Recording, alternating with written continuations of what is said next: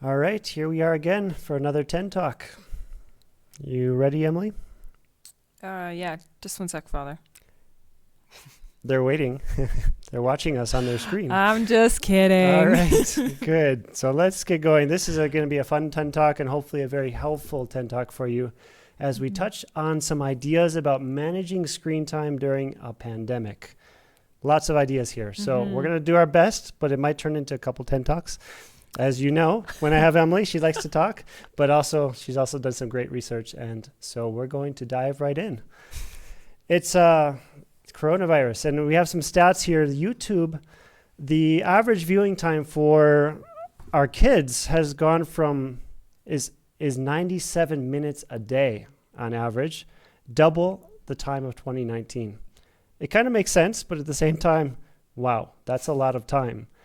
And then there's a video game called Roblox, and it boasts 31 million players, up 82% since 2019. So another stat there. And then teen smartphone time. Time is now between 7 and 8 hours a day, practically a full-time job. Which is insane, in particularly because we had a guest priest come in and do a retreat with some of our senior highs last week. Yeah, last couple of weeks, yeah. Mm-hmm. And he pointed out that if you spend only 2 hours on your phone a day, that adds up to 11 years of your life. 11 years. 11 years. That's a long time. And these kids are spending 7 to 8 hours a day on their phones. That's going to add up. That's going to be a lot. And it makes sense, right? It does make sense. Things have been hard lately, and so the place that the kids are going, and maybe even ourselves are going, is to go and waste some time on the screen. So we have to be aware of that, and that's kind of what we want to give some ideas about during this talk. Yeah. Yeah, and if you are worried about your kids' screen time, you're not alone. You're not alone. I also found one survey. It was a 2016 Châtelain survey of 1,000 women between 35 and 45 years of age. And it showed that screen time was the number one cause of mom guilt. Didn't know mom guilt was a thing, but apparently it is. And in 2017, a survey by the American nonprofit Common Sense Media, 70% of parents said that they're concerned about the amount of time their kids spend using digital media. You're not alone. This is a worldwide pandemic. Yeah. And when we talk about addictions, we usually don't think of screen time as an addiction, but it is. They're absolutely. You know, our kids have symptoms, and we have symptoms from too much screen time. Things like not engaging in other activities, things like having trouble sleeping, not connecting face-to-face with others, which is hard to do at the moment, and even with masks on is hard to do, but we're not doing it, right? Those are normal, natural things that are not happening during this time. Yeah, kids also, one of the other symptoms is that they get unusually agitated and irritable. And I mean, this isn't just a kid problem. This is also an us problem, an adult problem. And I think of one example from when I was younger. I wasn't generally self-reflective, but there was one day when I had spent the morning watching morning cartoons, innocent things like Bugs Bunny, but I had watched for so long that I was in a complete funk afterwards. I was so grumpy. And I couldn't shake it no matter what I did. If I went outside, if I played cards, if I engaged with my family, if I did some act of service, I couldn't shake the grumpiness. And I started to clue in that I couldn't spend my mornings that way because then the whole day was off. Yep. Yeah. And as with any addiction, there's also the part that's the withdrawal, right? When you feel that need and you start moving toward this, there's going to be a tough time of separating ourselves from screens after this pandemic. If we don't start to put things into place right away, they're going to help us and discipline us and move us in the right direction. And so, you know, we can get ahead of the issue right now by instilling a sense of balance in both our own and our kids' screen time, just to kind of cut that out of the picture and not have that problem when all of this comes to an end. It's important to do it right now and to take that time and invest it because it is well worth it. And we're not saying that it's going to be easy. Gosh, taking an iPhone away from a kid for 2 minutes is hard. but we are saying that it is going to be worth it. Yeah. That Small investment with long-term rewards, right? Yeah. So I mean, brace yourselves. Yeah. Brace yourselves. It will be difficult, but the rewards are going to be beyond the challenge of the difficulty of setting boundaries and teaching our kids balance. And it might be as simple as installing something or programming something in order that it reap you great benefits in the future. A simple app that can monitor things and remind you that, oh, there's been this much screen time. Maybe it's time to go do something else.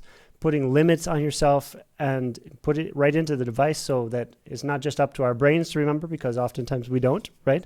And our kids don't remember. Ask any kid who's spent hours gaming if he thinks a lot of time has passed. Oftentimes that's not the case, right? 20 minutes, 2 hours, it's all the same in the end. So yeah, exactly. That's kind of how it goes. Exactly. And that is our goal for this 10 Talk, is we want to give you practical tools to help you set these boundaries and to help you monitor your kids' browsing and your kids' browsing online. Because there are incredible apps out there that have been designed for parents to help them guide and care for and protect their children. And it's just a matter of knowing that they exist. So that's what we're going to do now. We do have 10 tips that we want to bring to you. And it's very simple things that maybe you just didn't know about, but we want to dive into them. I don't know if you want to give some, like, just as we jump into it, the different sources that, Oh, yeah. So all of the sources that I used for researching this 10 Talk, they will be available to you in the description of this video. So we'll put links to the apps that we'll talk about. We'll put links to the how to set a timer on the Xbox, which is a thing that you can do. I don't know if you knew that, but you can set a timer on the Xbox so that only a certain amount of time can be played. Games can be played on that Xbox. And that's something actually we didn't know about before we started doing this. As the research was coming in, we're like, this would be interesting for parents. And so that's why we want to give you these ideas and these points. And it is about teaching balance. It's not just about having something that's going to cut it off, because that doesn't teach the virtue behind what we're trying to instill in our kids, right? We want them to continue to do this even in their adult life. But first, we need to have some discipline, right? As young kids need greater discipline, also we need to teach that through, some hard stops sometimes. Yeah. So point number one. Jump right in, right? Yeah. Point number one, just general, set parameters and stick to them. The sticking to them is very important, because I'm sure you know that if kids sense any inconsistency, they will push the boundaries like nobody's business. So things like time limits, device curfews. Have your kids park their devices in a common visible area for the evening after a certain time. No TV or any devices in the bedroom, for instance. Age-appropriate content. We'll share some apps and things for managing what kind of content your kids are viewing. And another example is no texting during mealtimes. It's a simple way of setting a very small boundary that can have a big difference. So create technology-free zones or tech-free times. And number 2, provide alternatives. And I thought this was very interesting, to make a list of non-screen activities that you could be doing during your day, right? When they get home from school and you see everybody jumps on their phone, well, have a list that you can say, okay, let's put this on the refrigerator. Things you can do that are non-screen endeavors that are available to them. Puzzles and games are awesome. Have a board game night in your family. Have some reminders and options that help them to stay healthy. Maybe they can pick up a book, right? Things like that. Audiobooks is something that I've also started doing myself. Lenten sacrifices that require you to leave your phone. Oftentimes it's good to have a list for ourselves anyway to know what to do during those non-screen times. And that helps to fill the void with something that is actually healthy, that's going to be attractive to you in the future as well. Number 3 is model it. And we can't stress this enough, because number 1, it's good for you. And number 2, kids pick up on more things through their parents' examples rather than through their words. So much of what you teach your kids is actually things that you're not teaching them directly. And we just can't expect our kids to lay off electronics if we are continually watching. texting, or playing Candy Crush. If they see us reading, exercising, making something, or enjoying other activities, they are more likely to follow suit. And look at this as a beautiful time to explore and rediscover your own hobbies. Like, how long has it been since you did something that you really enjoy? Probably a long time, because that seems like parents are just so giving that they forget that they are also a human being and that they also need to take time for themselves to do the things they love. Mm-hmm. Number 4, time it. And this is a fun one because children have a poor understanding of time, as I just mentioned before, the example about video games. And for older children, it can be hard, especially because they get engrossed in the games. And those games are actually made to do that for them, right? They're made to keep their attention. We see every Netflix episode ends with the cliffhanger, right? Wanting you to watch the next one. And how many of us have fallen into one of those before, right? So some ideas, exactly. All the time. Some of the ideas that we found were to set an egg timer or an alarm or a buzzer, something that has an audible signal that says time's up, move on to the next activity. This is all the time you had for this. Now it's time to move on. Brilliant. Number 5 is choke it. So this I love. So use tech to control tech. There are many settings, apps, and widgets that allow parents to restrict device usage automatically. So for instance, like we mentioned, the Xbox actually has settings that you can lock with a password that allow you to control how much time the Xbox is allowed to play for. PlayStation, Wii, any Windows-based computer, you can do the same sort of things on there. Your iPhone, your iPad, any Android devices, they all come with instructions on how to restrict what you're doing. There's also just the simple internet kill switch. Have your Wi-Fi turn off at the same time every night and stay off until morning. Some ways of doing that are, some people just buy a power switch with a timer. Other people, you can actually program your router to turn off at a specific time. We have instructions for that. And then if all else fails, just pull the power. Turn that thing off. Exactly. Yeah. You can also set content controls. So there are physical controls of how much time your kids can spend on a thing, but then there's also content controls. And you can content control pretty much anything. Yeah. Computers, internet browsers, YouTube, Snapchat, I'm pretty sure Discord, Pretty much everything. Pretty much everything. Yeah. Texting even. There's this one app that we're going to mention 2 apps. The first one is Bark. Right on their website, as soon as you pull it up, it says that they have successfully protected 5.3 million children. 16 school shootings have been prevented because of this app, and 124,000 severe self-harm situations have been detected. It's brilliant. You install the app, and it highlights keywords, and it'll send you images or like snap screenshots of those things. So if someone's texting something, it'll send you that text. So then 2 benefits. Number 1, you don't have to invade your child's privacy. They still get a degree of privacy. But number 2, you get to see anything that would be of concern. Yeah, so as long as they're behaving, there's no worries, Yeah. right? So, and I think that also helps them to tell their friends, hey, if we have anything going on, my mom's going to see it. And that kind of prevents things from going on. My mom and dad are going to watch, look at my messages if you start using language or things that are going to flag this. So we have to be careful. Because I don't know if you knew this, but like parents are great as scapegoats.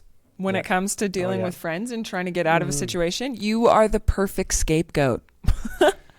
Yes. And another app that is very helpful is called Covenant Eyes. And it actually monitors internet use and is especially aimed at helping young men and men to overcome any pornography addiction, right? And it's more about the accountability than it is about that's telling you that, this is not good for you. It doesn't prevent it. It allows you to do it, but knowing that you have an ally, somebody who's going to hold you accountable, actually can help men to not make that decision to go in that direction, and looking at the things that are okay to look at on the internet, things that are going to be helpful. So it's a great program. If that's something that you're interested in, take a look at Covenant Eyes.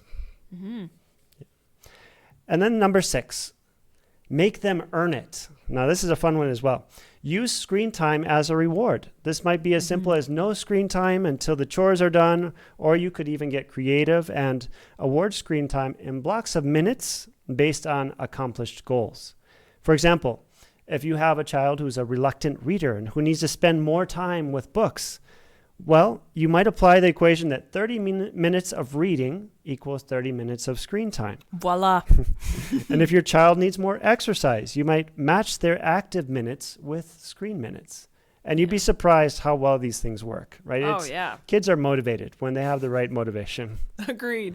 And there were some ideas for parents online that I found. And one of them is a popsicle stick chore chart. So you put the chore on your popsicle stick and then how many screen time minutes it's worth. And so if you have 3 kids and you want them all to clean their bedroom, you have 3 popsicle sticks with clean your bedroom and say 15 minutes of screen time. Another idea that I found was this beautiful idea of a marble jar. Okay, and all you need is a jar, marbles, and a timer. And each marble is worth a preset amount of screen time. So this lady said each marble is worth 15 minutes. Yep.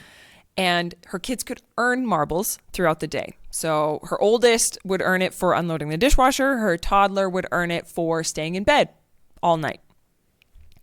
And they could cash in a maximum, they could cash in a maximum of 4, I put up 3 fingers, of 4 marbles a day. And, yeah, so they would bring it to her if they wanted to cash it in. They'd give her 4 marbles. That's 4 marbles they lost. But the beautiful thing about this is she said it works best when it's not used as a punishment reward system, but more as an exchange for choices. Yeah. So what she would do is if her kids came to her going, I don't want to clean my bedroom. I can't. It's too hard for me. What she would say is, okay, well, I can help you if you pay me with 3 marbles, and I can do it for you if you pay me 10. Perfect. You're never going to have to clean your house again. Basically. Never. If you You're welcome. The right rewards on everything, you got everything covered. Yeah. That's awesome. So number 7, trade it. Offer appealing rewards in the place of screen time. For example, no evening screen time. If you don't use the screen anytime in the evening, you get a play date next weekend, or a trip, or a pair of shoes, or you could do any sort of thing. Maybe if there's that book idea, well, maybe you want to take your child with you and say, if you don't use screen time for this much time, let's go and I'll buy you a book, right? Use a reward that is going to be healthy and beneficial for them. Yeah, agreed. Who doesn't like new stuff? Number 8, start as late as possible. We all know that once they're on it, it's hard to get them off. So encourage your kids to get dressed, have breakfast, do their chores, some other morning activity, and then start allowing them to get onto the screens. Then you don't have to spend the whole day fighting. The longer, the better. Yeah. Number 9, get out of the house. Go to the beach, skate park, mountains, go to the playground, go camping for the weekend, go for a walk, run, swim, kick a ball around, whatever it takes. Get out of the house. And something we have that's beautiful here in Alberta is the mountains, right? Get out to the mountains, enjoy the beauty, disconnect. Actually, oftentimes you find yourself without a connection, which is a great thing.